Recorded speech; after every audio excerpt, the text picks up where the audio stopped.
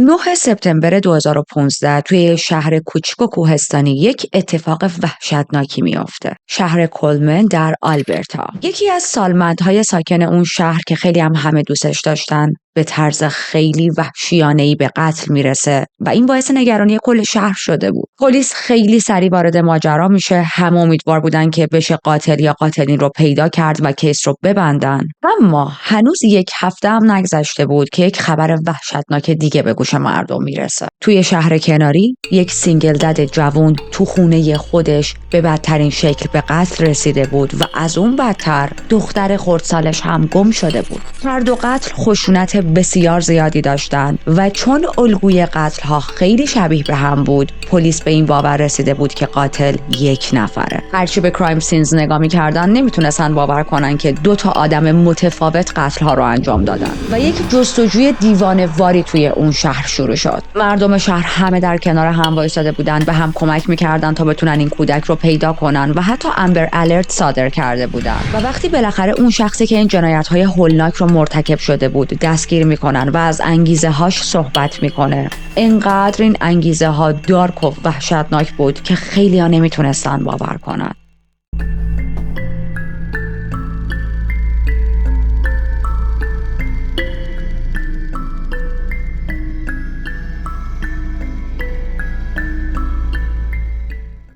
من ریتا هستم و در این چنل وارد دنیای جنایی میشیم. اگر به این سبک علاقه دارید حتما چنل رو سابسکرایب کنید تا ویدیوهای جدید رو هم بتونید تماشا کنید. پرونده امروز همونطوری که اشاره کردم توی اینترو توی یک شهر کوچیک در کانادا اتفاق میافته. در واقع بهتره بگیم توی 2 تا شهر کوچیک. اما بیایید اول راجع به شهر کولمن صحبت کنیم. جایی که بین کوههای راکی جا خوش کرده و کنار هایوی شماره 3 نزدیک مرز بریتیش کلمبیا است. محلی‌ها معمولاً بهش میگن پس و این منطقه به تاریخ غنی، طبیعت خیره کننده و کلی فعالیت توی فضای باز معروفه. همونطوری که اشاره کردم جمعیت زیادی هم نداره. کل جمعیت شهر حدود 1500 نفرن. خب تصوری که ما از کانادا داریم اینه که همیشه سرده و پر از برفه، اما سامر تایم این شهر تبدیل میشه به مقصد توریست ها، مخصوصا اونایی که عاشق پیاده روی، ماهیگیری، دوچرخه سواری تو کوهستان یا حتی کمپینگ هستن. خلاصه هر فعالیت و هر چیزی که بوی طبیعت بده. قاطی اون 1000 خورده نفر که توی اون شهر زندگی میکنن، ما با یه آقایی کار داریم، یک آقای 27 ساله به اسم تری بلانچت.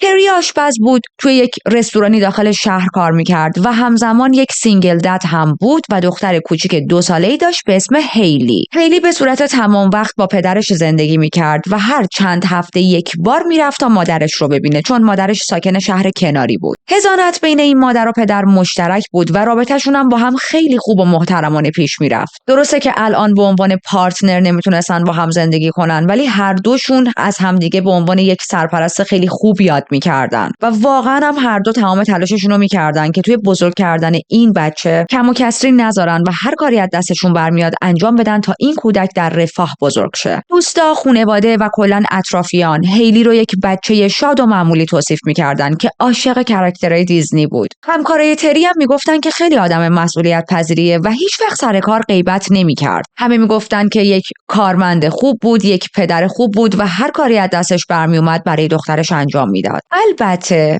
تری بین سالهای 2010 تا 2012 یک سری دردسر هم درست کرده بود. این دردسرها بیشتر مربوط به دزدی از یه سری فروشگاه بود که خودش رفت و بهشون اعتراف کرد. یه مورد هم درگیری فیزیکی با یک مردی داشت که خب اون رو هم قبول کرده بود که خودش مقصر بوده، خودش به اون آقا حمله کرده بوده. اما اینا همه قبل از به دنیا آمدن هیلی بود. بعد از به دنیا آمدن هیلی زندگیش کاملا عوض شد و 100% تمرکزش رفت روی مراقبت از دخترش، روی بزرگ کردن بچهش. حالا که با تری و هیلی بیشتر آشنا شدیم، بریم به 14 سپتامبر 2015 که پدر تری داشت توی یک جاده رانندگی میکرد. میخواست بره به یک تعمیرگاهی و این تعمیرگاه لوکیشنش یه جوری بود که از کنار خونه پسرش تری باید رد میشد. وقتی که از نزدیک خونه پسرش رد میشه، تصمیم میگیره قبل از اینکه برسه تعمیرگاه وایسه، یه سر به پسر و نوش بزنه و بعد بره کارشو تو تعمیرگاه انجام بده. میرسه جلوی خونه تری، میبینه ماشینش جلوی در پارکه و خوشحال میشه، میگه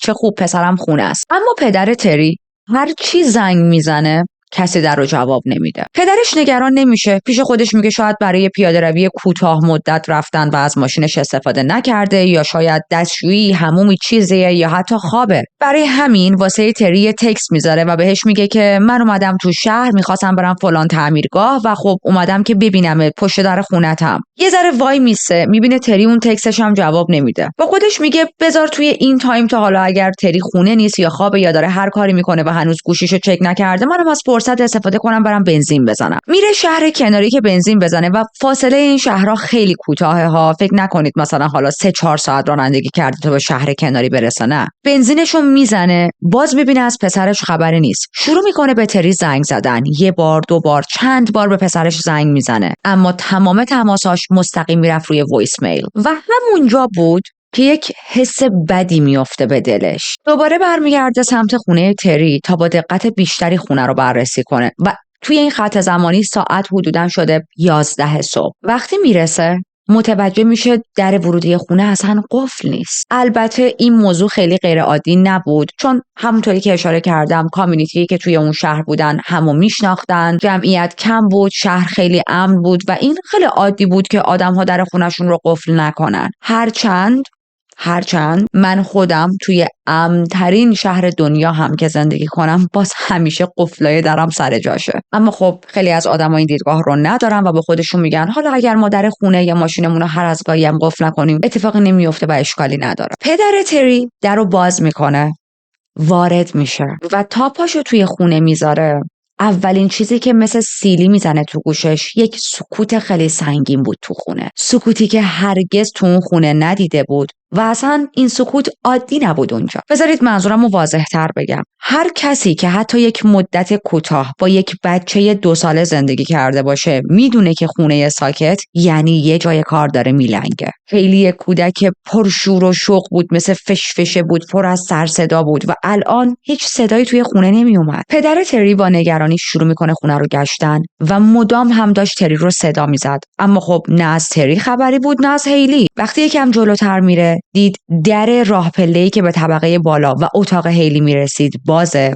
خون روی در مالیده شده و لحاف تری افتاده روی زمین، یه جا بین اتاق خوابش و حموم. بعد چشمش میخوره به آشپزخونه و همونجا میفهمه وضعیت توی خونه خیلی بدتر از اون چیزیه که فکرشو میکرد. چون بچه‌ها کف آشپزخونه پر از خون بود و واضح بود که یک درگیری توی آشپزخونه اتفاق افتاده. میره سراغ حموم، همه جا تاریک بود، چراغ رو روشن میکنه و با صحنه‌ای روبرو میشه که تا آخر عمر توی ذهنش میمونه و نمیتونه از ذهنش پاک کنه. جسد پسرش پیچیده شده بود لای یک پتو و این جسد غرق در خون بود و یک نفر این جسد رو بین دستشویی و روشویی گذاشته بود. انگار این جسد بین دستشویی و روشویی گیر کرده بود، یه همچین حالتی. من واقعا نمیتونم عکسشو براتون بذارم چون ویدیو به مشکل میخوره، اما امیدوارم تونسته باشم براتون این صحنه وحشتناک رو جوری توصیف کرده باشم که تصورش کنید. وقتی پتو رو مقداری میزنه اونور متوجه میشه که تری مغزش، سرش، چجوری بگم، متلاشی شده. مشخص بود که با یک یا چند چیز مختلف به سر تری ضربه های شدید وارد شده و گلوش هم به شدت بریده شده بود. اتاق خواب تری هم تقریبا همونقدر وحشتناک بود. همه جا پر از لکه های خون بود و همینطور رد کشیده شدن جسد روی زمین مستقیم به سمت حموم مشخص بود. این نشون میداد که حمله توی اتاق خواب اتفاق افتاده شروع شده و بعد یک یا چند نفر جسد رو کشیده یا کشیدن تا حموم. شدت خشونت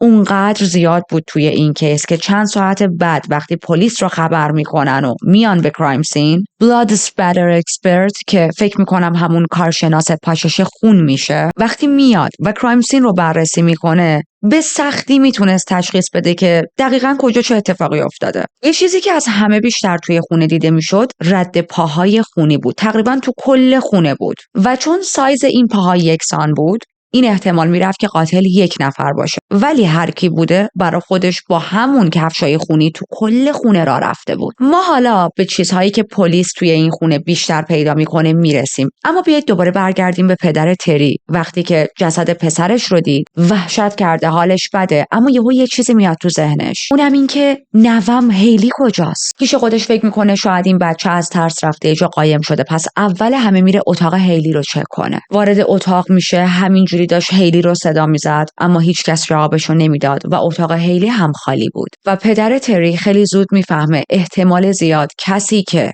تری رو به قتل رسونده هیلی رو هم دزدیده. و نه فقط هیلی، بلکه بالشش، پتوی مخصوصش، اسباب بازی هایی که دوست داشت و چیزایی که معمولا همه با هم توی تختش بودن، اونها هم گم شده بود. دیدید بچه ها یه سری بلانکتی دارن که خیلی بهش علاقه دارن، اگر اون بلانکت نباشه بدون اون نمیتونن بخوابن، یا یه سری اسباب بازی دارن که حتما باید موقع خواب کنارشون باشه، یا حتی یک علاقه خاصی به بالششون دارن. هیچ کدوم از اینا نبود. متاسفانه رد خون تا طبقه بالا و حتی اتاق هیلی هم ادامه داشت. روی پله ها رد پاهای خونی دیده میشد و حتی روی در اتاق و یکی از عروسک‌های هیلی هم پر از لکه‌های خون بود. پدر تری همون لحظه با 911 تماس میگیره و RCMP بدون لحظه توقف خودشون رو میرسونن به اون آدرس و لوکیشن. انقدر وضعیت کرایم سین افتضاح بود که همون لحظه میگن این پرونده یک پرونده قتل عمد و آدمرباییه. بچه‌ها RCMP مخفف رویال کانادین ماونتد پلیس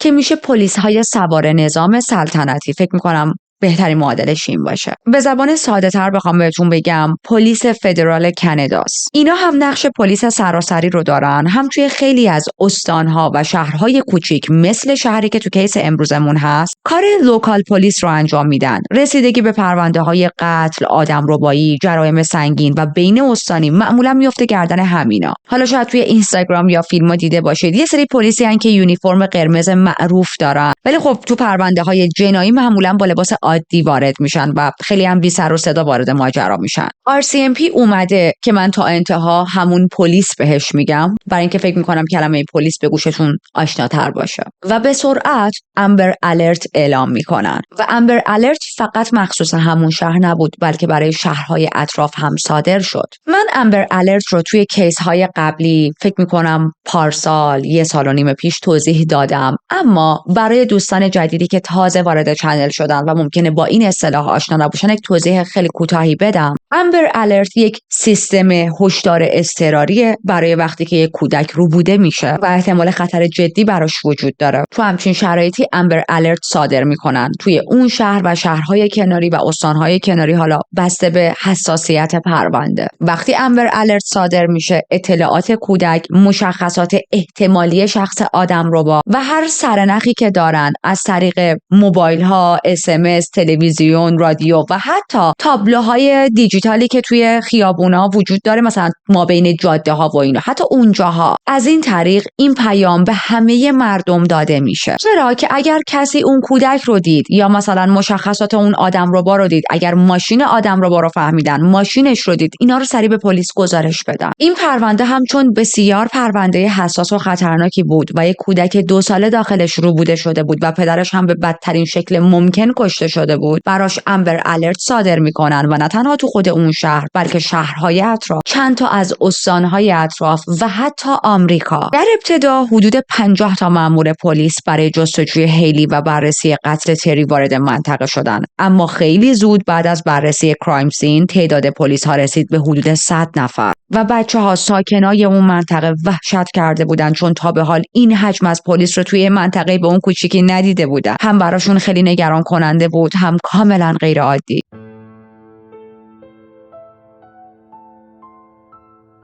اما مردم فقط به خاطر دیدن اون حجم از پلیس توی منطقه نترسیده بودن. مردم از قبل هم مضطرب بودن، چون این دومین قتل در کمتر از 1 هفته بود که داشت تو اون مناطق اتفاق میافتاد. بله، دومین قتل توی یک منطقه بسیار امن. پس اگر این دومین قتل بود، اولین قتل چی بود؟ بریم براتون تعریف کنم. 9 سپتامبر یک خانم 69 ساله‌ای به اسم هنا مکیتک توی خونه خودش به قتل رسیده بود. یکی از همسایه‌ها دیده بود که در خونه هنا بازه و این موضوع خیلی براش عجیب بود، چون میدونست که هنا عادت نداره در خونش رو باز بذاره، اما نمیره داخل و ماجرا رو ریپورت میکنه به پلیس. هنا یک خانم میان سالی بود که صاحب فرزند بود، نوه داشت و از شهر دیگه‌ای مهاجرت کرده بود اونجا برای شرکت در مسابقات ورزشی که قرار بود اتفاق بیفته، قرار بود برگزار بشه. توی یک فروشگاه خیریه کار میکرد و توی کامیونیتی اون شهر تقریبا همه دوستش داشتن. و باید بهتون بگم که صحنه قتل هنا هم درست مثل قتل تری واقعا وحشیانه بود، واقعا خشن بود. خونه هنا کاملا داشت نشون میداد که یک ورود اجباری براش اتفاق افتاده. در شکسته شده، در واقع قفل در و چارچوبش ترک خورده بود. اما نکته عجیب این بود که هیچ چیزی از داخل خونه دزدیده نشده بود. جمجمه هنا شکسته شده بود، بارها با یک جسم سخت به سرش ضربه زده بودند و احتمال میرفت اون جسم سخت یه چیزی شبیه مثلا چوب بیسبال باشه. پلیس اعلام کرد به خاطر ضربه‌های شدید به سر جونش رو از دست داده. وقتی که جسد رو بردن برای کالبد چکافی، پزشکی که داشت کالبد چکافی رو انجام میداد گفت زخم‌هایی که روی دست‌ها و بازوهای هنا دیده میشه نشون میده که سعی کرده بود از خودش دفاع کنه و اونا زخم‌های دفاعی بود. پس یعنی هنا با قاتلش یه جورایی درگیر شده بود. و مهاجم 2 بار هم به گردن هنا چاقو زده بود و خون تقریبا همه جای خونه پخش شده بود. اما با وجود این همه شباهت، وقتی که رسانه‌ها از پلیس پرسیدن این پرونده میتونه ربط داشته باشه به پرونده تری و دخترش که روبوده شده، پلیس گفت نه این دوتا قتل رو با هم یکی ندونید. حرفی که خیلی زود عوض میشه، چون وقتی فرمانده تیم بررسی قتل هنا وارد کرایم سین خونالود خونه تری هم میشه، میبینه شباهت‌ها خیلی واضحن. مثلا اینکه هم هنا و هم تری هر دوشون توی اتاق خوابشون جوری که غافلگیر شدن مورد حمله مهاجم قرار گرفتن. هر دوشون هم ضربه جسم سخت خورده بود بهشون و هم زخم چاقو داشتن. با توجه به حجم خونی که توی خونه تری باقی مونده بود، پلیس به این نتیجه رسید که قاتل باید کفشاش کاملا خونی باشه، چیزی که ما هم اشاره کردیم عقب‌تر. و این فرضیه بعداً تایید هم شد وقتی پلیس با لومینال محوطه رو بررسی کرد، رد پاهای خونی رو پشت خونه تری، وسط چمن‌ها و در نهایت تا کوچه پشتی پیدا کرد. بعد از این بررسی‌ها پلیس شروع کرد به گشت‌زنی توی نیبرهود. دنبال این بودن که بتونن سرنخی جمع‌آوری کنن و خب در خونه‌ها رو می‌زدن و از مردم سوال می‌پرسیدن به امید اینکه شاید کسی چیزی دیده باشه. و اون لحظه پلیس نمیدونست که با یک نفر روبروه یا با چند نفر، اما خب به خاطر اون رد پاها حدس می‌زدن یک مهاجم وجود داره. یکی از همسایه‌های تری به پلیس گفت حدود ساعت 3 صبح شب قبل با صداهای عجیب از خواب پریده، صداهایی که واقعا آزاردهنده بود و خب ویردم بود. میگه من به کوچه پشتی نگاه کردم و یک ون سفید رو دیدم و از داخل اون ون سفید صدای گریه یک بچه داشت میومد. میگه دقیق مطمئن نیستم که داخل اون ون بود یا اطراف و پشت اون ون بود، ولی مطمئنم که این صدا رو شنیدم. صداهایی مثل ناله، گریه، فریاد زدن، فریادی که یه نفر مثلا بعد جلوی دهنش رو میگیره، جیغ‌های کوتاهی که سریع قطع میشد و آدم خودش این فکر رو میکرد که درست شنیدم. میگه انقدر این صداها عجیب و غیر عادی بودن توی اون سکوت شب که یه سری از همسایه‌های دیگه هم چراغاشون رو روشن کرده بودن و از پنجره داشتن چک می‌کردن که چه خبر شده، چی شده. و خیلی‌های دیگه هم این حرفو به پلیس زدن، گفتن بله ما اون ساعت وقتی از پنجره به بیرون نگاه کردیم یک ون سفیدی دیدیم که یک آنتن غیر عادی، یه آنتنی که نوکش آبی بود، پارک کرده بود و بعد از چند دقیقه از داخل کوچه خارج شد و دور شد. بر اساس چیزی که همسایه‌ها دیدن، این ون با سرعت زیاد به سمت غرب از اون منطقه دور شده. خب این سرنخ خیلی مهمیه،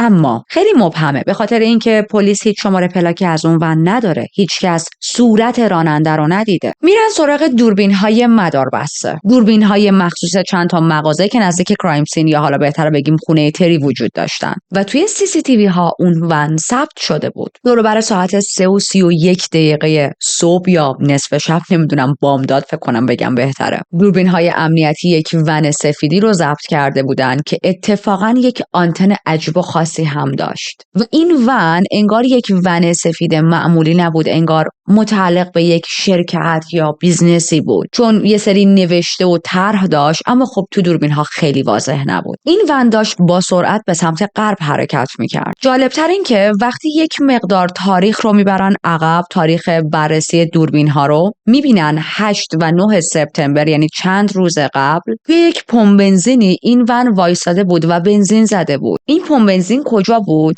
دقیقاً نزدیک خونه هنا. خب بعد از این کشف‌ها اطلاعات امبر الرت رو برای هیلی آپدیت کردن و توی اون اطلاعات گفتن که شخص آدم رو با احتمال خیلی زیاد با یک ون سفیده. حالا الان همه آدم هایی که متوجه امبر الرت شده بودن میدونستن که یک ون سفیدی، یک راننده‌ای که ون سفید داره، یک کودک رو بوده و این خیلی به پرونده کمک میکنه بچه‌ها. یعنی امبر الرت عالیه. پلیس از مردم خواست هر اطلاعاتی درباره اون ون سفید در اختیار دارن از طریق رسانه‌ها و خود امبر الرت در اختیار پلیس بذارن. همزمان تاکید شد اگر کسی مظنون یا مظنون‌هایی رو داخل اون ون دید، به هیچ وجه خودش اقدام نکنه، نزدیک نشه و پلیس رو خبر کنه. حتی پلیس یک شماره ناشناسی بین آدم‌ها، بین مردم پخش میکنه که اگر کسی اطلاعاتی داشت و دلش میخواست که حالا هویتش مشخص نباشه و به صورت ناشناس این اطلاعات رو در اختیار پلیس بذاره، راحت باشه و بتونه این کار رو بکنه و از ترس این که وای من نمیخوام هویتم فاش شه برای همین حرف نمیزنم، اطلاعاتی مفقود نشه تو این کیس. چون بچه‌ها هنوز خیلی پیدا نشده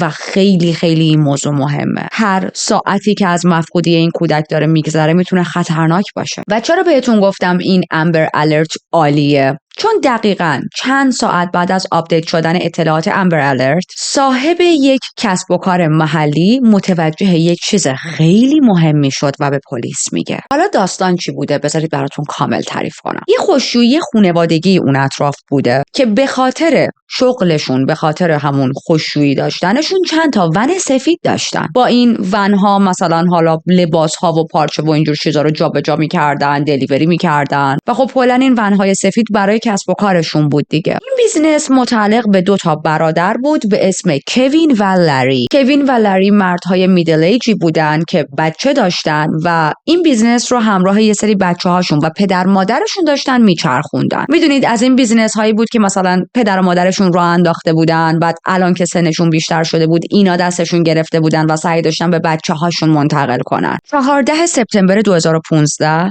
کوین با پلیس تماس میگیره و میگه به خاطر شغل خانوادگیشون 3 تا از این ونا با همون آنتن‌های خمیده و عجیب دارن، اما تازه متوجه شدن یکی از اون ونها بدون اجازه هلوهوش 13 تا 14 سپتامبر برداشته شده. طبق مدارکی که کوین چک کرده بود، آخرین نفری که این ون رو برای تحویل سفارش استفاده کرده بود خودش بوده که 11 سپتامبر بوده و کوین همیشه عادت داشته که عدد کیلومتر شمار رو ثبت کنه. اما چند روز بعد وقتی رفته بود سراغ ون، دیده بود که این عدد بالا رفته و مطمئن بود که خودش این ون رو استفاده نکرده توی 13 و 14 سپتامبر و این رو هم مطمئن بود که عدد رو درست ثبت کرده بوده. و الان که خانواده‌شون فهمیده بودن یک امبر الرتی صادر شده و یک ون سفید توی این امبر الرت ثبت شده، گزارش شده و این ون خیلی شبیه همین وناییه که اینا توی بیزنس خانوادگیشون دارن، تصمیم گرفتن که بدون معطلی با پلیس تماس بگیرن و علاوه این که این ون به یک پرونده قتل و کودک ربایی مربوط بود. پلیس از این خانواده میپرسه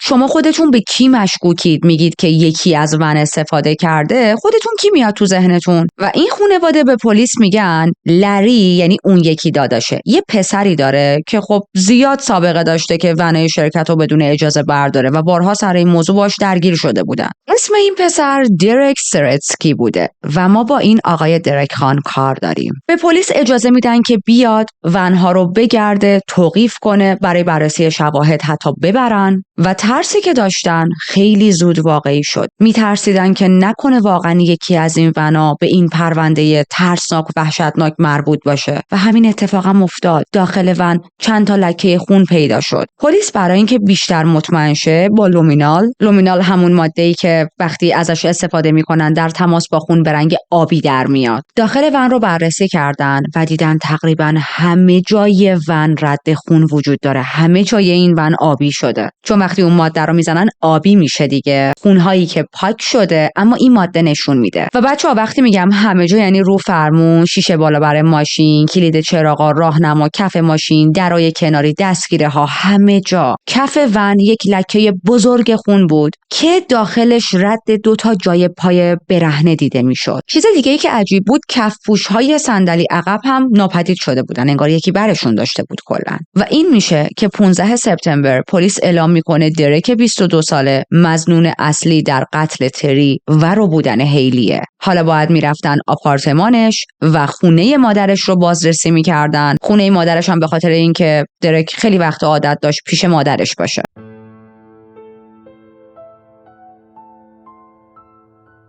تو این خط زمانی پلیس تمام تمرکزش فقط و فقط روی اینه که بتونه هیلی رو زنده پیدا کنه و وقتی خونه درک رو میگردن و خونه مادر درک رو میگردن هیچ مدرکی پیدا نمیکنن مبنا بر اینکه هیلی ربوده شده، در واقع ربوده شده و مثلا توی اون لوکیشن آورده شده. اما این به این معنا نیست که تو خونه درک چیزی هم پیدا نکردن. وقتی مامورا داشتن خونه‌شو میگشتن چیزایی واقعا نگران کننده‌ای دیدن. مثلا روی دستگیره داخلی یکی از درا لکه‌های شبیه خون بود. کف خونه درست جلوی ورودی لیوینگ روم قطره‌های خون دیده میشد و روی دیواری که به طبقه دوم میرفت هم ردهای شبیه خون وجود داشت. و تو چرا انقدر باید خون توی خونت باشه؟ پلیس چند تا دستکش لاتکس پیدا کرد که کاملا خونی بودن و همینطور لکه‌های خون روی کابینت حموم طبقه دوم پیدا کردن. اینا از خونه درک. وقتی میرسن به خونه مادر درک، توی اتاقی که مال درک بود و معمولاً بیشتر تایمش رو توی اون اتاق میگذروند، 2 تا چکش و یک چوب بیسبال پیدا کردن، به علاوه 2 تا زیرانداز لوله شده که خیلی شبیه همونایی بودن که از داخل اون ون ناپدید شده بودن. حالا همینطوری که پلیس داره خونه و خونه مادر درک رو میگرده، تو همون تقریبا خط زمانی درک سر و کله‌اش تو خشویی خانوادگی پیدا شد و رفت مستقیم پیش پدرش لری. حال درک بد بود و به پدرش میگه که میخواد درباره یه چیز شدیداً دیستربینگ صحبت کنه، باهاش حرف بزنه. لری بهش میگه که درک میدونی پلیس دنبال یک بچه گم شده است؟ درک بهش جواب نمیده. مستقیم ازش میپرسه که چیزی راجع به اون بچه میدونی یا نه و جوابی که درک داد وحشتناک بود بچه‌ها. درک به پدرش لری میگه هیلی توی بهشته. همین یه جمله کافی بود که تن و بدن لری بلرزه. لری هول میشه، میترسه، شروع میکنه پشت سر هم از درک سوال پرسیدن، چون اصلا حرفا و مدل صحبت درک منطقی به نظر نمیرسید. جواباش نامفهوم بود، بعضی چیزایی که میگفت بیشتر شبیه هزیون و حرفای نانسنس بود تا حرف منطقی. و لری که دیگه واقعا ترسیده بود مستقیم میره سراغ پلیس و پلیس میگه که من فکر میکنم حتما باید با پسرم صحبت کنید. به پلیس میگه درک به من گفته که کار بدی انجام داده اما نمیتونه به من توضیح بده که دقیقاً چی کار کرده. از اون طرف یکی دیگه از تیم‌های پلیس یک سرنخ مهم دیگه‌ای پیدا کردن. این سرنخ مربوط به یک ملکی بود که متعلق به همین اقوام و خانواده لری بود. یه زمین بزرگ که خانواده بهش میگفتن مزرعه. اونجا چند تا تریلر نگه می‌داشتن و بیشتر برای کمپینگ ازش استفاده می‌کردن. و بچه‌ها این ملک کاملا دور از دید بود، طوری که اگر نمیدونستید این ملک مثلا اون طرفتر وجود داره،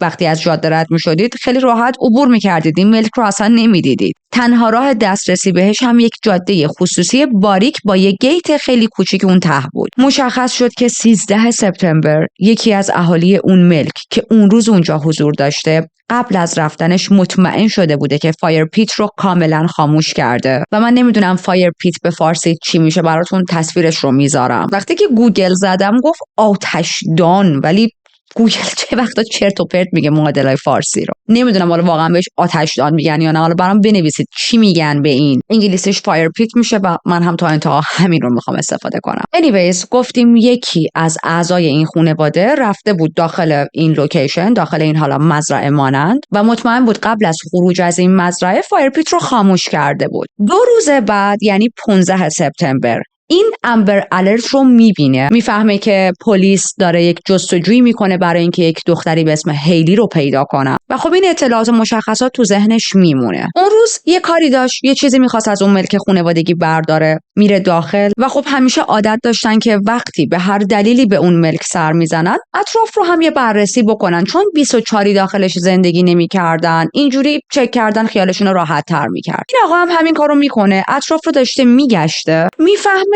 از اون آخرین باری که من اومده بودم تا الان یک نفر دیگه هم توی این ملک حضور داشته، چون یه سری چیزا جابجا شده بود، یه سری وسیله جدید بود، یه سری وسایل نبود و از همه مهمتر داخل فایر پیت آتیش تازه وجود داشت. آتیشی که معلوم بود تازه خاموش شده و کامل هم خاموش نشده بود. البته این آتیش هنوز داشت دود میکرد. میره جلو با یه دونه چوب خاکسترا رو کنار میزنه و همونجا چشمش به یه چیزی میخوره که وحشت میکنه. یه تیکه استخون میبینه، شبیه استخون دنده، ولی استخون دنده کوچیک. یه مقدار لاستیک ذوب شده میبینه، یه پلاستیک سوخته‌ای که اون طرف آتیش بود و از این پلاستیک سوخته یه استخون بیرون زده بود. به علاوه چند تا کتابی که تقریبا نیم سوز شده بودن توی این آتیش. کنار این فایر پیت چند تا لایتر سفید وجود داشت که این آدم مطمئن بود اون روزی که خودش اومده بوده این لایترها وجود نداشته و مطمئن بود نه خودش نه بقیه اعضای خانواده از بعد از 13 سپتامبر به اون ملک سر نزده بودن. بدون معطلی با پلیس تماس میگیره. پلیس خودشو میرسونه به اون ملک. به پلیس میگه که توی این کمپ خانوادگیمون من یه چیز خیلی عجیبی پیدا کردم و درست توی همین زمان رسانه‌ها رسما اعلام کردند که یک نفر به اتهام قتل تری و ربودن دختر 2 سالش بازداشت شده. اما خب هیلی هنوز پیدا نشده بود و مظنون اصلی که همون درک بود حاضر نبودی حرفی بزنه.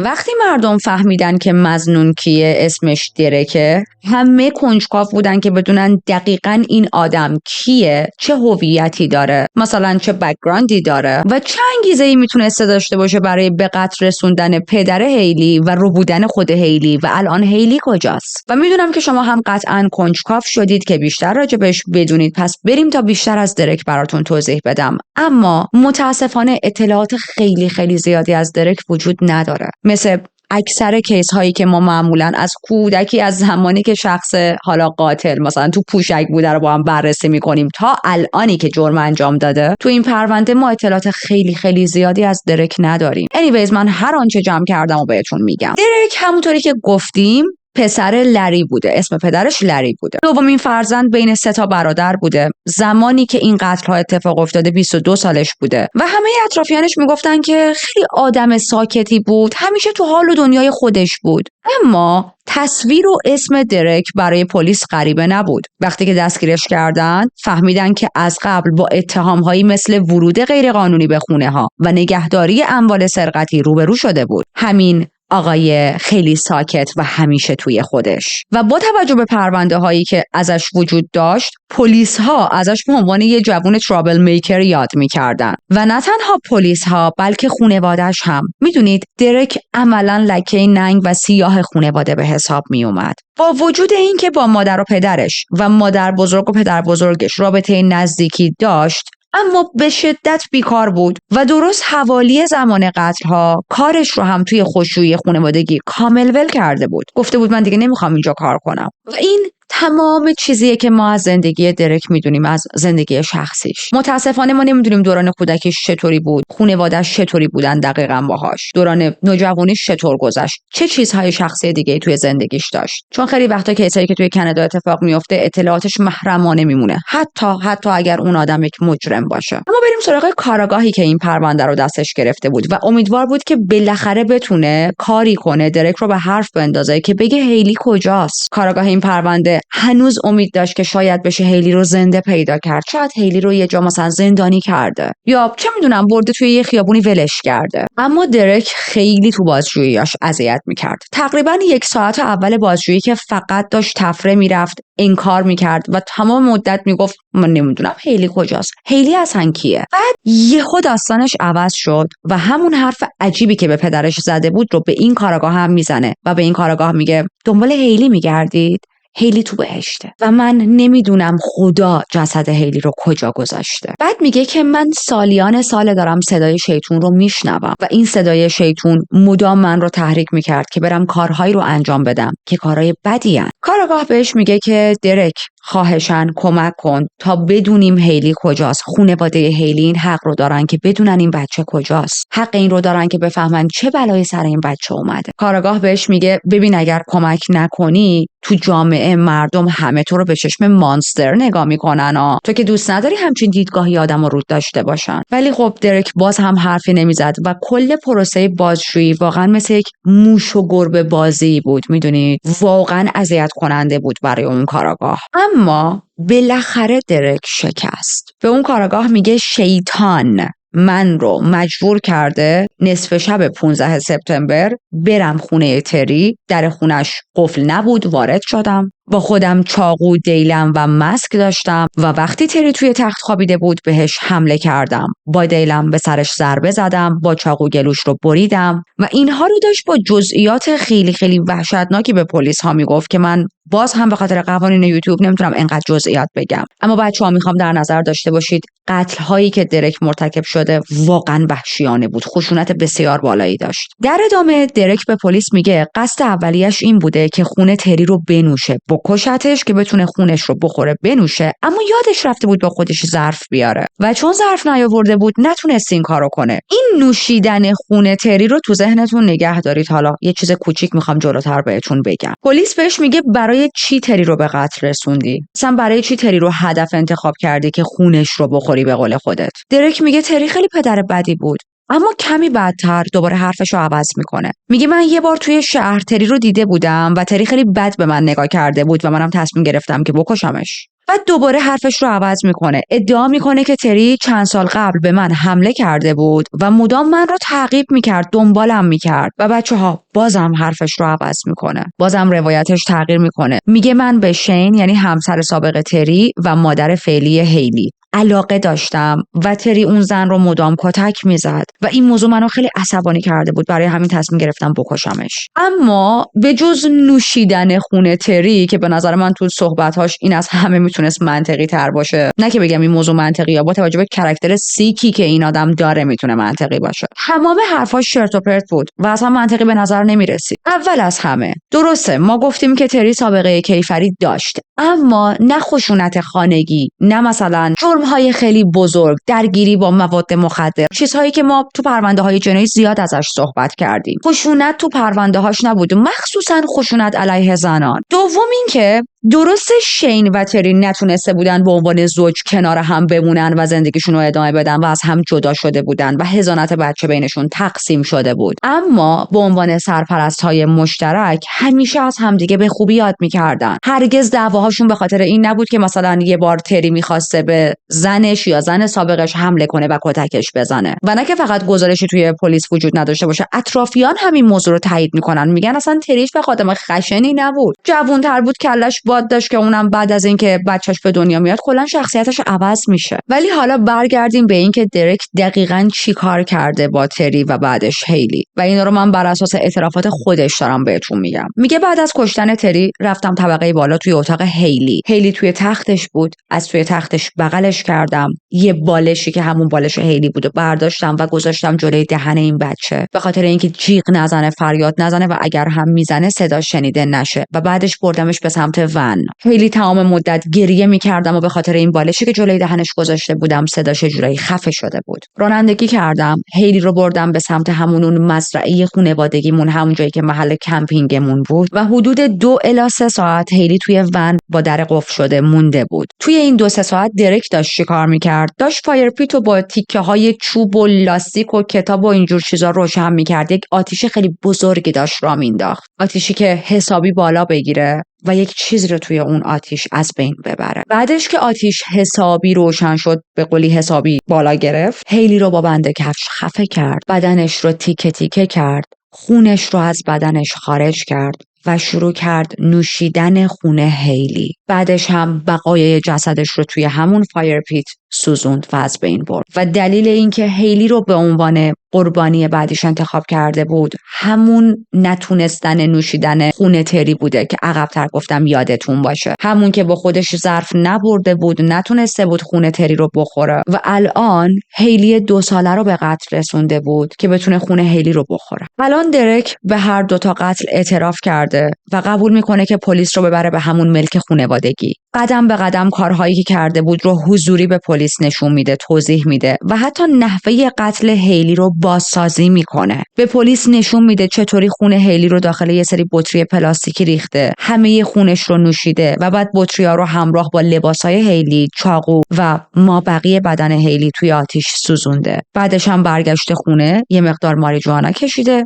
و دوش گرفته و خوابیده. خاکسترهای داخل آتیش هنوز داغ و نیمسوز بودن. ببینید چقدر این آتیش بزرگ بود که بعد از گذر این همه ساعت هنوز خاکسترهاش داغه و نیمسوزه. پلیس سعی کرد با یک کم آب ریختن شدت داغی آتیش رو کم کنه، ولی خب نمیتونستن خیلی زیادم آب بریزن چون ممکن بود اویدنسی اونجا وجود داشته باشه که خراب شه. با وجود اینکه یه مقدار آب میریزن تا حرارت کمتر شه، باز انقدر حرارت این آتیش زیاد بود که موقع جدا کردن خاکسترها و چک کردن دستای پلیسا سوخت. برای محافظت از محلی که این قتل اتفاق افتاده یک چادر آبی نصب کردن که تو پرونده‌های جنایی این چادرهای آبی رو دیدید و تیم پلیس 3 روز کامل مشغول زیر و رو کردن خاکستر و بقایا بودن و صدها قطعه اویدنس و مدرک جمع‌آوری شد. کلی عکاسی کردن، آزمایش کردن، خیلی چیزا رو یعنی در واقع برای آزمایش و بررسی برداشتن و توی خاکستر چیا پیدا کردن؟ یک عالمه دندون، تیکه‌های استخون، یه تبر دستی، چاقو،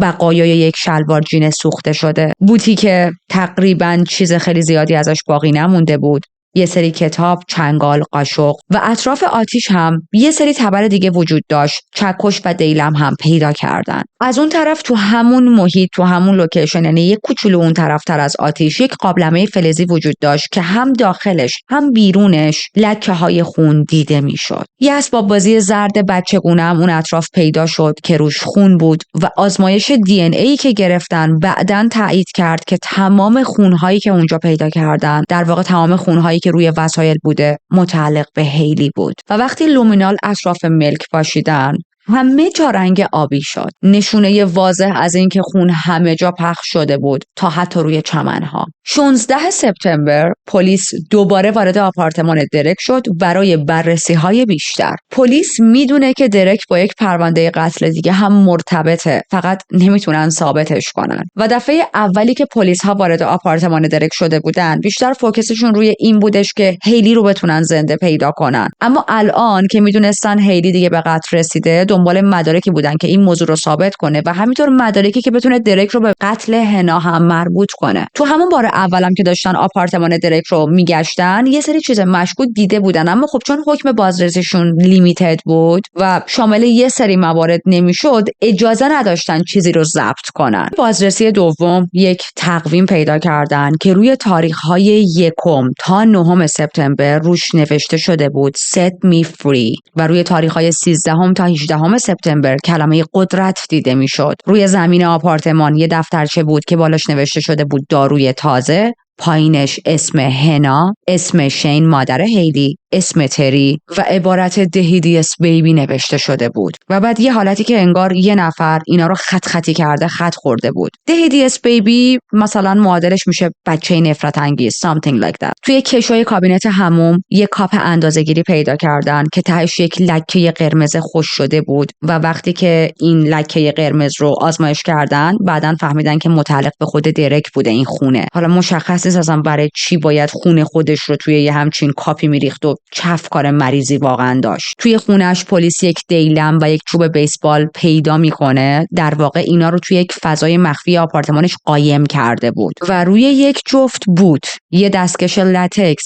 و یه تیکه تنابی که به دیوار آویزون شده بود، خون انسان وجود داشت و اینا رو هم ضبط میکنن. علاوه بر تمام این چیزایی که گفتم، 3 تا کاتر، یه کلنگ، یه تبردستی، اینا هم از آپارتمانش جمع‌آوری شد، به همراه یه سری چیزای دارک دیگه. کتاب‌هایی درباره آدمخواری، یک عالمه کتاب هم داشت راجع به قاتل‌های سریالی و پرونده‌های حل نشده و همینطور یک کتاب عجیب دیگه که آناتومی پزشکی بود. یه میزی جلوی مبلش وجود داشت که یک نفر روش یه چیزی نوشته بود. One shot, one kill. This is not the end. Death is only the beginning. و همه این اتفاقا پشت صحنه در جریانه. یعنی مردم هنوز امید دارن که هیلی پیدا شه. انقدر امید داشتن که برای اینکه همه دور هم جمع شن و دعا کنن که زودترین کودک پیدا شه، یک مراسمی را میندازن که به اصطلاح شمع روشن میکنن، مراسم شمع افروزی فکر کنم بشه بهش گفت معادل فارسیش. حدود 100 نفر توی پارک مرکز شهر جمع شدن، شمع روشن کردن، آواز خوندن، برای بازگشت سالم این دختر کوچیک دعا کردن. اما کمتر از 1 ساعت از شروع مراسم گذشته بود که همه چیز به هم میخوره. پلیس میاد، مراسم رو متوقف میکنه و به جمعیت میگه که امبر الرت دیگه لغو شده، چون ما بقایای انسانی رو پیدا کردیم که متاسفانه متعلق به هیلیه. خبری که هیچ کس،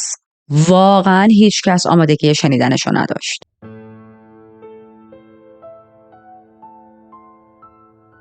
یک روز بعد از پیدا شدن بقایای هیلی، پلیس اعلام کرد که درک رسما به 2 فقره قتل درجه 1 و 1 فقره بی احترامی به جسد متهم شده به خاطر کاری که با جسد هیلی کرده بود. شین، مادر هیلی، با شنیدن این خبر واقعا از هم پاشید. اصلا نمیتونست بفهمه چرا یک نفر باید بخواد به یک کودک 2 ساله آسیب بزنه. گفت من دورادور درک و دور و بریاش رو میشناختم، اما حدود 3 سالی بود که اصلا ندیده بودمش و خب یعنی هیچ تماسی نه با خودش نه با خانواده‌اش نداشتم. به خبرنگارا توضیح داد وقتی جوان‌تر بود گاهی همو میدیدن، مثلا یه هنگ اوتی میکردن توی حالا دایره دوستاشون، اما هیچ وقت وارد رابطه عاطفی نشده بودن. اینا رو داره در جواب اون ادعای درک میگه من با مادر هیلی یه رابطه‌ای داشتم و ازش خوشم میومد و اینا. میگه من توی این چندین سال اخیر اصلا یادم رفته بود که درک در این دنیا و کره زمین وجود داره. اینم که همو میشناختن به خاطر این بود که خب شهر خیلی کوچیک بود و این خیلی عادی بود که خیلی ها همدیگر رو یا خانواده دیگران رو بشناسن. الان 1 هفته است که درک بازداشت شده و بعد از 1 هفته بازداشت به صورت ایمرجنسی درک رو میبرن منتقل میکنن به بیمارستان. به خاطر قوانین حریم خصوصی فقط گفتن که درک یک زندانی بود که با وضعیت پزشکی خیلی خیلی مثلا میشه گفت بحرانی به درمان نیاز داره و دقیقاً نگفتن که مشکلش چی بوده، آیا کسی بهش آسیب رسونده بوده یا خودش تلاش داشته که به خودش آسیب بزنه، خودش تلاش داشته که مثلا به زندگیش پایان بده. اینا رو نمیگن به رسانه ها و به مردم. با این حال یه سری منابعی که همیشه همه جا پیداشون میشه و از همه اخبار سر در میارن تایید کردن که درک تلاش داشته جون خودش رو بگیره اما موفق نشده و برای همین خیلی ایمرجنسی فرستادنش بیمارستان. انقدر وضعیتش افتضاح بود که پزشکا میذارنش کمای مصنوعی و 1 هفته بعد درک به هوش میاد. و بعد از به هوش اومدن درک اصلا با کادر درمانی همکاری نداشت. بچه‌ها مدام موهاشو میکند،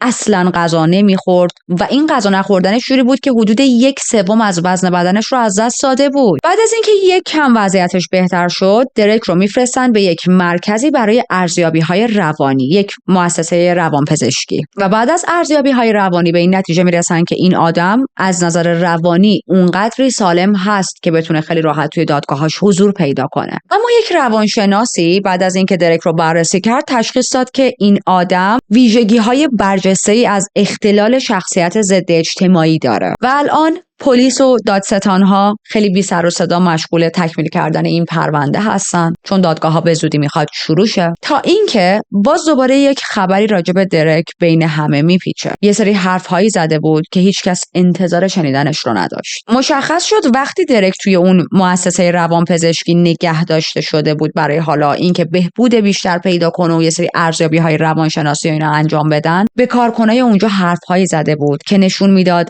یک قتل دیگه هم انجام داده قبل از اینکه تری و دخترش هیلی رو اصلا بکشه و این قتل کسی نبود جز هنا. ببینید تا اینجا پلیس میدونست که این آدم به قتل هنا مربوطه، اما چون مدرک 100% برای اثبات این موضوع نداشتن به مردم و رسانه ها نگفته بودن و همینطور مدرک محکم نداشتن دیگه، نمیتونستن رسما درک رو به این قتل متهم کنن. خود درک هم که اعتراف نکرده بود که آره من هنا رو هم کشتم. پس پلیس دوباره میره سراغ درک، شروع میکنه باهاش صحبت کردن و درک اعتراف میکنه. ازش میپرسن کدوم قتل اول اتفاق افتاده و درک خیلی راحت توضیح میده که من اول هنا رو کشتم بعد رفتم سراغ قتلای بعدی. به پلیس توضیح میده که چطوری وارد خونه هنا شده. میگه که در رو با لگد چیکوندم و شروع کردم از پشت به سر هنا ضربه زدن. ما رسیدیم به اپریل 2016. حدود 6 ماه از بازداشت این آدم گذشته و الان به قتل درجه 1 هنا هم متهم شده. و چیزی که خیلی اذیت کننده بود برای بقیه این بودش که درک و هنا همو میشناختن. در واقع برای یک مدتی مادر بزرگ پدر بزرگ درک همسایه دیوار به دیوار هنا بودن و این شناختشون دهه ها بود. اوکی، دهه ها هم رو میشناختن، نه 1 سال و 2 سال و 3 سال. حتی یه دوره‌ای خود درک و مادرش روبروی خونه هنا زندگی میکردن. درک خیلی وقتا برای زدن چمنهای هنا میرفت، تو کارهای خونه بهش کمک میکرد. و باز دوباره چیزی که درک به پلیسا میگه خیلی اذیت کننده بود. میگه من هنا رو کشتم به خاطر اینکه به تمرین نیاز داشتم. میگه یک آزمونی بود که اگر از پسش درست برمی اومدم میتونستم برم سراغ قتل‌های بعدیم و خب آزمونم هم موفقیت آمیز پس کردم. میگن چرا هنا رو انتخاب کردی؟ شما همسایه هم بودید، همو میشناختید، دوست هم بودید. میگه هنا رو انتخاب کردم به خاطر اینکه سالمند بود، تنها زندگی میکرد و خب من به خودم فکر کردم هیچ کس برای این آدم دلش تنگ نمیشه. نصف شب رفته دم در خونه هنا اون موقع داشته برای خواب آماده میشده، قفل درو میشکونه، در واقع با لگد درو میشکونه، با چوب بیسبال به هنا حمله میکنه و بارها و بارها بهش چاقو میزنه، اینقدری که میبینه هنا دیگه تکون نمیخوره. و برای ارتکاب این قتل هم با همون ون سفید بیزنس خشویی خانوادگیشون رفته بود. یعنی واقعا لکه ننگ سیاه خانواده‌شون بود. اوکی، و من فکر میکنم بیزنس این خانواده کلا به هم ریخت، چون توی همچین کامیونیتی های کوچیکی مردم سریع اینجور آدما رو بویکات میکنن. درسته که خانواده‌اش مقصر نبودن و اونها قتلی انجام ندادن، جرمی انجام ندادن، ولی خب پیش میاد دیگه. دادگاه‌های رسمی درک توی جون 2017 شروع شد و قرار بود 3 تا 4 هفته طول بکشه. با وجود اینکه درک به همه قتل‌ها اعتراف کرده بود و حتی پلیس رو به محلی برده بود که بقایای هیلی رو بهشون نشون بده، صحنه قتل هیلی رو براشون بازسازی کرده بود، اما بازم تو دادگاه گفت من بیگناهم و به نظر میومد به این دلیل گفته من بیگناهم رو بیگناهی داشته مانور میداده که عدم مسئولیت کیفری به دلیل بیماری روانی رو مطرح کنه، روی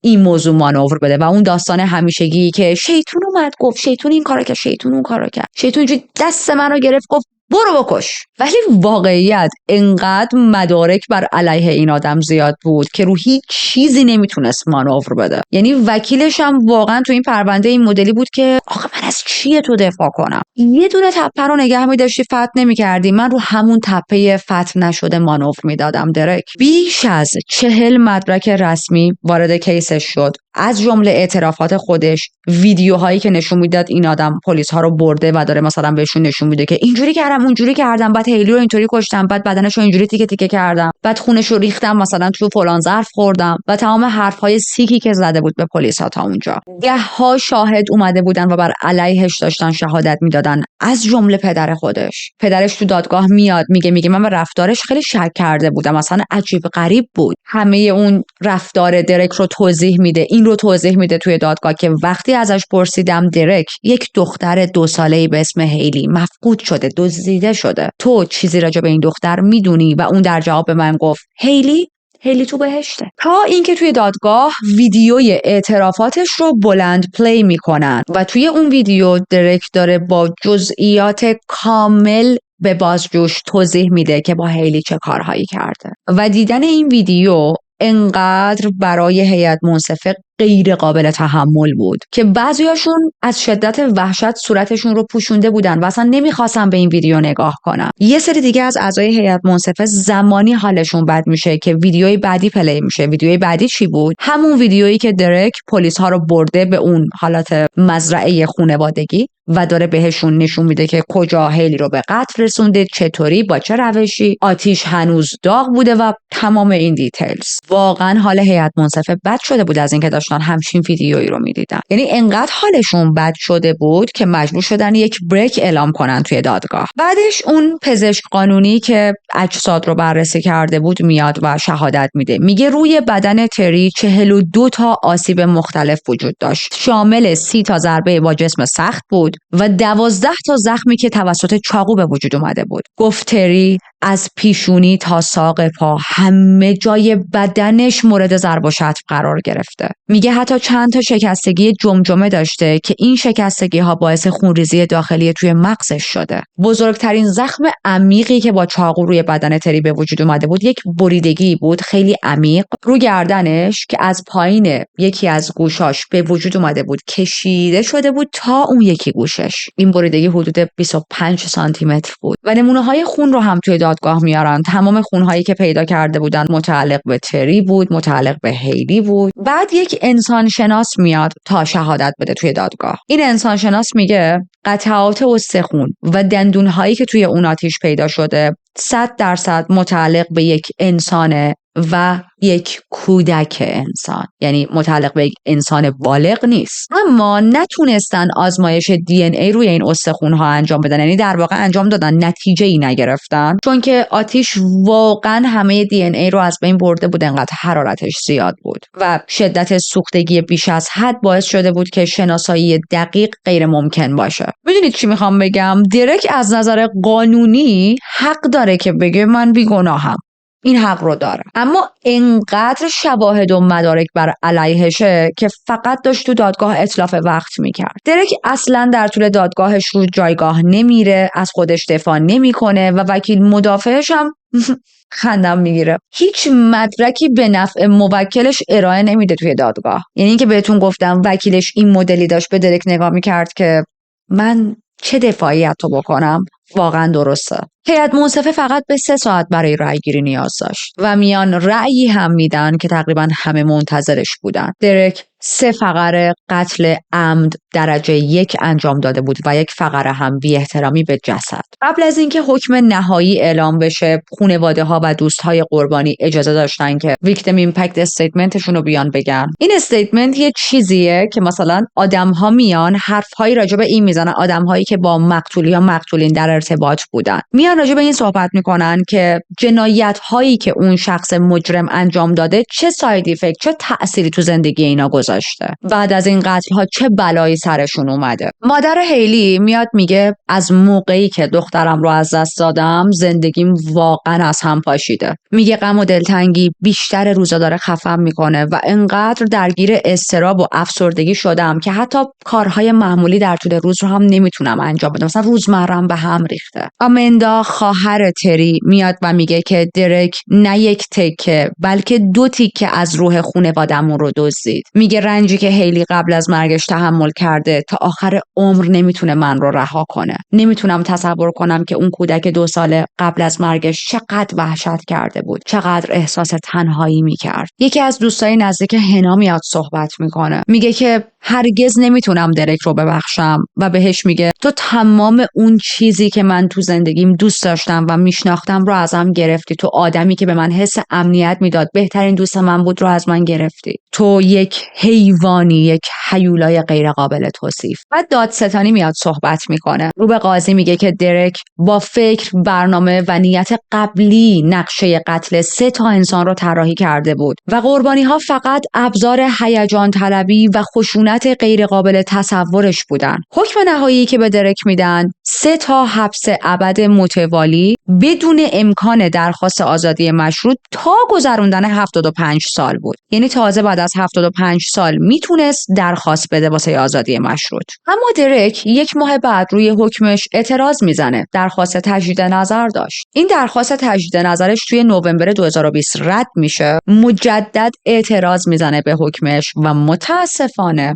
توی سال 2022 حکمش تغییر میکنه و اون 75 سال میشه 25 سال. یعنی درک بعد از گذروندن 25 سال توی زندان میتونه که اولین درخواستش رو برای آزادی مشروط بده. ببینید این به معنای آزادی 100%ش نیست و بر اساس تجربه‌ای که تو پرونده های جنایی دارم معمولاً رد میکنن آزادی مشروط این آدم ها رو، مخصوصاً چنین قتلی که انقدر حجم خشونتش بالا بوده، یک کودک رو به قتل رسونده. اما چرا اذیت کننده است؟ چون این یعنی هر 2 سال بار زخم خانواده قربانی ها مجدد تازه میشه. درک بعد از 25 سال هر 2 سال یه بار این حق رو داره که درخواست جلسه بررسی برای آزادی مشروط بده و خب 2 سال یه بار دوباره خانواده ها باید پیگیر جلسات دادگاه شن، تن و بدنشون بلرزه که نکنه قبول کنن و میدونید یه همچین حال و هوایی واقعا اذیت کننده است. بر اساس حکمی که بهش دادن اولین آزادی مشروطش رو میتونه وقتی 47 سالش شد درخواست کنه.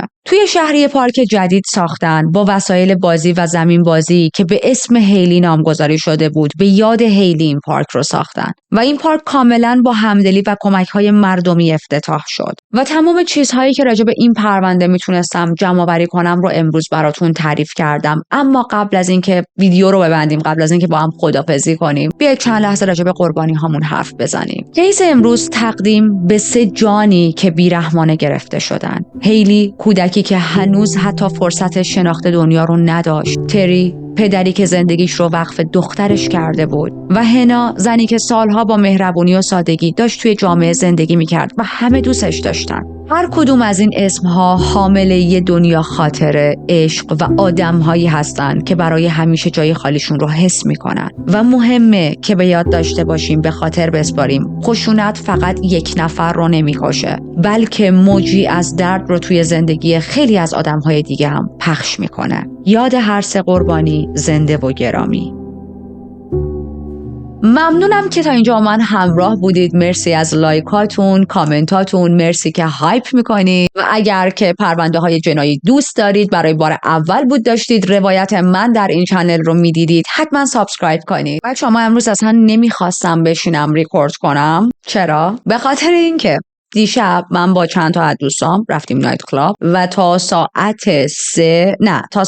2:30 دیگه اومدم خونه، شده بود 3:30. تا ساعت 2:30 ما تو نایت کلاب داشتیم اینجوری مثل وزغ میپریدیم میرقصیدیم و من یک عالمه مارگاریتا و تکیلا خوردم و مثل خرس خوابیدم تا ساعت 11 ظهر و این اصلا بعید عجیبه. میدونید منو میشناسید، من همیشه مثل خروس ساعت 6-7 صبح پا میشم. مرغ یا خروس؟ مرغ زود میخوابید، خروس زود پا میشد. نمیدونم، مثل یه جونوری من همیشه صبحای زود، مثل جانور دیوانه‌ای که صبحای زود باید از خواب پاشه. اون منم، اوکی اون آدم منم. و این خیلی برام عجیب بود که ساعت 11 ظهر از خواب پا شدم. بعد نه تنها خیلی دیر از خواب پا شدم، بلکه یک سردرد خیلی بزرگ هم داشتم و تقصیر خودمه، چون دیشب در کنار مشروب اصلا آب نخوردم و من عادت دارم هر یه شات تکیلایی که میخورم، حالا یا اصلا یه شات ویسکی، کلا هر یه شات مشروبی که میخورم 1 لیوان کامل هم باهاش آب میخورم و این سری هیچی آب نخوردم. معلومه که فرداش که امروز بشه سردرد میگیرم و به خودم گفتم ولش کن امروز اصلا حوصله کاور کردن پرونده رو ندارم. اما از اونجایی که واقعا لذت میبرم وقتی میام و یک پرونده رو براتون کاور میکنم، از اینکه میتونم باهاتون صحبت کنم، جلوی دوربین باشم، بعد شما برام کامنت بذارید، گفتم پاشو جمع کن. یه قرص خوردم و خب دیگه نشستم امروز به کاور کردن کیس. ولی از من به شما نصیحت، اگر میخواید پارتی کنید، اگر میخواید آخر هفته چیزی مثلا بهتره کنید، یه جوری باشه که فرداش کار مهم نداشته باشید. یادتون باشه حتما راجع به این پرونده برام کامنت بذارید. خیلی دوست دارم کامنتاتون رو بخونم. هرچند کیس خیلی کیس دردناکی بود، اما مثل همیشه خوندن کامنت های شما یکی از تفریح های بزرگ من. مرسی از همراهیتون. به زودی توی پرونده های بعدی میام و میبینمتون.